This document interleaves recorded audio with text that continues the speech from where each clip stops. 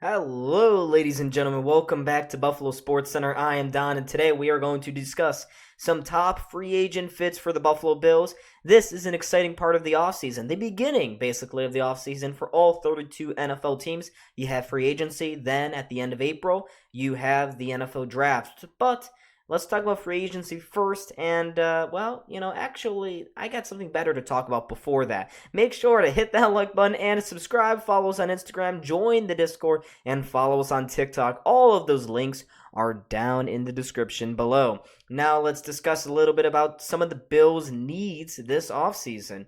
They have a couple, some pretty serious ones. The top concern probably has to be wide receiver, though.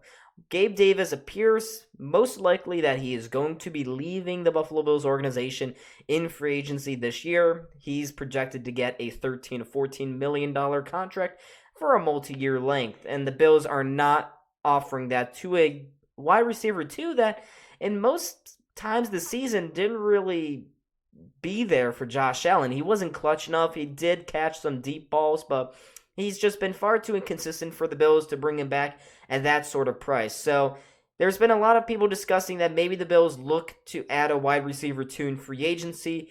We are in the draft, maybe free agency as well. We shall see, but that's probably the Bills' biggest needs. Then you have the safety position. Micah Hyde, will he or won't he be back? We shall see. He is off his oldest deal. He's very late into his 30s, so it's going to be really interesting to see whether or not Sean McDermott brings back the veteran Micah Hyde. He's got Jordan Poyer under contract for one more year, but the fact that there hasn't been a deal done yet points to some ominous warning signs here. And Micah Hyde, he's been just a serviceable veteran since coming over from the Green Bay Packers back in 2017. I remember when he first came to Buffalo. Him and Jordan Poyer, two very underrated guys. A lot of people did not have high expectations for them, but not only Poyer but Hyde have just been elite. They have quarterbacked this Bills defense through our renaissance. So, if Mike Hyde doesn't come back, then that's really unfortunate. I also have at the bottom of the screen defensive tackle, and that's mainly because of defensive line turnover. Linval Joseph may not be back. AJ Epinesa may not be back.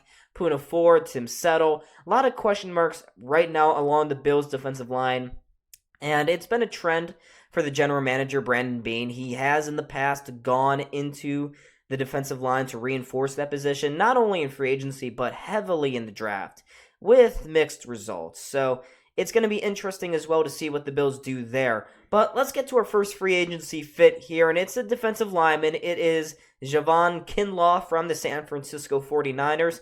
He underwhelmed in his most recent season with the Niners, but he did have some big impact for the Niners during their playoff run. But he's another guy that it really seems like he needs a change of scenery. He had only 3.5 sacks, 25 total tackles. He's a decent run stopper, but he very much underwhelmed. And for a high draft pick like him, there were a lot of expectations for him coming out of college, and he just hasn't met him. And it's probably time for him to go from one Super Bowl contender to another playoff contender. And I could totally see that happening for Kinlaw. He's solid. He could provide some good depth, and he could help the Bills replace Poona Ford or Tim Settle, or maybe both. Moving on now, let's discuss a little bit about Jeremy Chinn, safety from the Carolina Panthers. This is a player that a lot of people have been linking to the Buffalo Bills so far this offseason. Chinn, I thought, is a very solid safety out of Carolina. He did perform well in a Panthers defense that I thought wasn't the best, but they weren't horrible. And, you'd expect them to be absolutely horrible when they only have won 2 games in one full 17-game season, but that wasn't the case. Chinn has been good. Chinn is very good. He's played under Sean McDermott before. Well, has he? I have no idea. But he's got that Carolina to Buffalo connection too. And he's been very good. He could easily step in and replace Micah Hyde. But this is kind of considering the assumption that they do bring back Taylor Rapp. That's a whole other discussion for another video, though. Taylor Rapp, people kind of thought that Rapp would be the heir apparent to Poyer and or Hyde. But that didn't really happen last season. He was still firmly a backup, so that's why I think the Bills look externally to find their future starting safety for next season. And Jeremy Chinn, he's very good off the ball. He's very good at communicating. He was a leader on the Panthers defense this past season. I think he'd be one of the better fits for the Bills, and it's not likely that he's going to cost a whole lot of money because, as we all know, the Bills are not going to have a whole lot of money to spend. They are in one of the worst cap situations going into this offseason.